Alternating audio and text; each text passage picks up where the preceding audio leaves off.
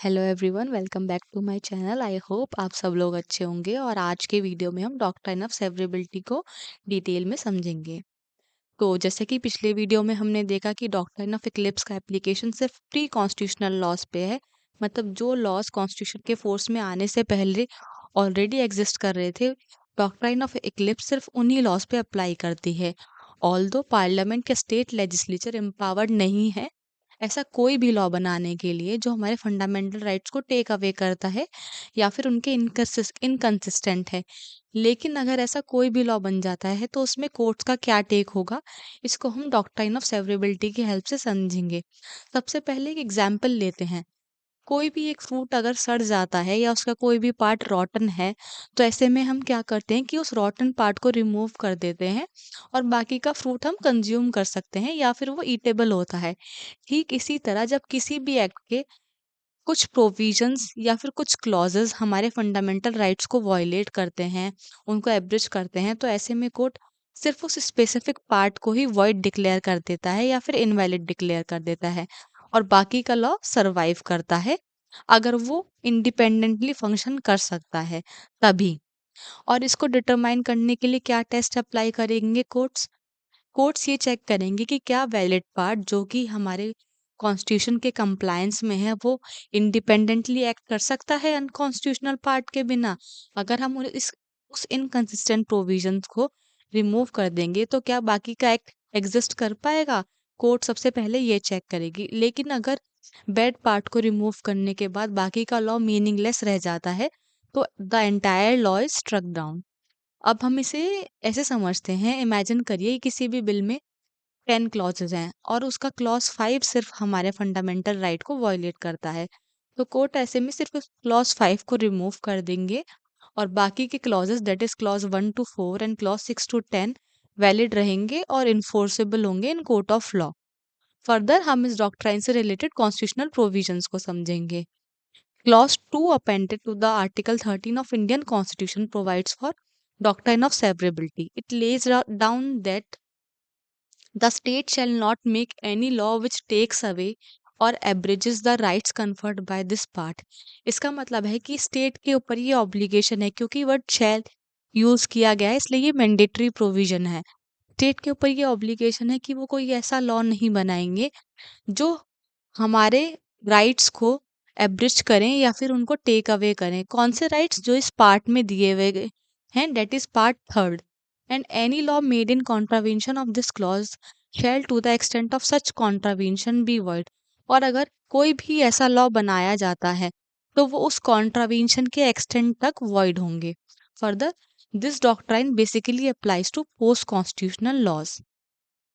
Later on, in case of A.K. Gopalan versus state of Madras 1950 supreme court, इसमें honourable apex court ने observe किया कि अगर ये प्रोविजन कॉन्स्टिट्यूशन में एक्सप्रेसली नहीं भी ले डाउन किया गया होता और अगर उसके बाद ऐसा कोई भी लॉ बनाया जाता जो हमारे पार्ट 3 के कॉन्ट्रावेंशन में होता, तो उस लॉ को हम स्टिल बॉर्न लॉ कंसिडर करते, मतलब जो लॉ अपने बर्थ के तुरंत बाद ही डेड होता। Further it states that Article 13 Clause 2 merely has been added as a measure of abundant caution। मतलब हमने आर्टिकल 13 में क्लॉज 2 को सिर्फ एज ए कॉशन ऐड किया है।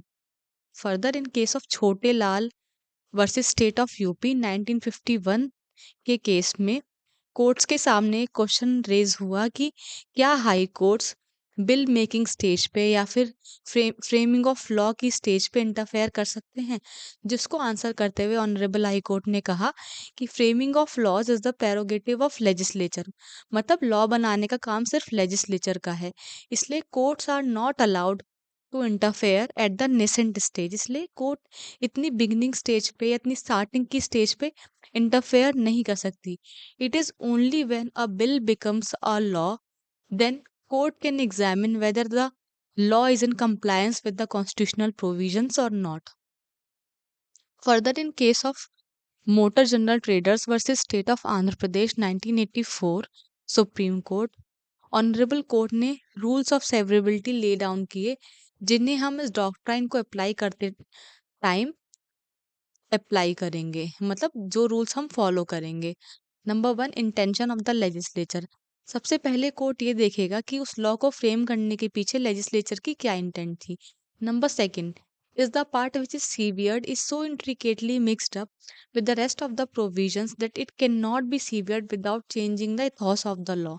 मतलब जो सीवियर पार्ट है जिसको कोर्ट रिमूव करना चाह रहा है वो बाकी के प्रोविजन से इतना मिक्स्ड अप है कि लॉ का इथॉस चेंज किए बिना उन प्रोविजंस को नहीं रिमूव किया जा सकता। Number third, if the part inconsistent with part 3 is severed then the whole law will lose its steam. मतलब अगर हम उस इनकंसिस्टेंट पार्ट को रिमूव भी करना चाहें तो उससे बाकी का लॉ अपनी स्टीम खो देगा और वो इंडिपेंडेंटली एक्ट नहीं कर पाएगा। Number fourth, if the truncated part is so small that it is better to reject the whole law and enact a new law. मतलब जो रिमेनिंग पोर्शन है वो इतना कम बच जा रहा है इनकंसिस्टेंट पार्ट रिमूव करने के बाद कि इससे अच्छा है कि हम पूरे लॉ को रिजेक्ट करके एक नया लॉ बनाने के लिए कहें। फॉर एग्जाम्पल किसी भी एक्ट में अगर 10 सेक्शंस हैं उसके 7 सेक्शंस इनकंसिस्टेंट हैं हमारे फंडामेंटल राइट्स के और उनको हम रिमूव कर देते हैं तो बाकी के सिर्फ 3 सेक्शंस बचे। तो ऐसे में कोर्ट क्या करेगी कि पूरे लॉ को रिजेक्ट कर देगी और लेजिस्लेचर को बोलेगी एक नया लॉ बनाने के लिए। Further in case of Yasin versus town area committee 1952 supreme court, एक क्वेश्चन रेज हुआ कोर्ट के सामने कि जब दो फंडामेंटल राइट्स एक दूसरे के कॉन्फ्लिक्ट में होंगे तब कोर्ट का क्या इंस्टेंस होगा या फिर तब हम क्या करेंगे। जिसको आंसर करते हुए कोर्ट ने कहा कि ऐसी सिचुएशन में हम कॉन्स्टिट्यूशन के सारे प्रोविजंस को हार्मोनियसली रीड करेंगे। मतलब हम यहाँ पे harmonious rule of interpretation apply करेंगे ये डिटरमाइन करने के लिए कि कौन सा फंडामेंटल राइट किस राइट को आउटवे करेगा, मतलब कौन सा फंडामेंटल राइट हमारा ज़्यादा इंपॉर्टेंट है। That's all for this doctrine. Thanks for watching. Like, share and subscribe my channel.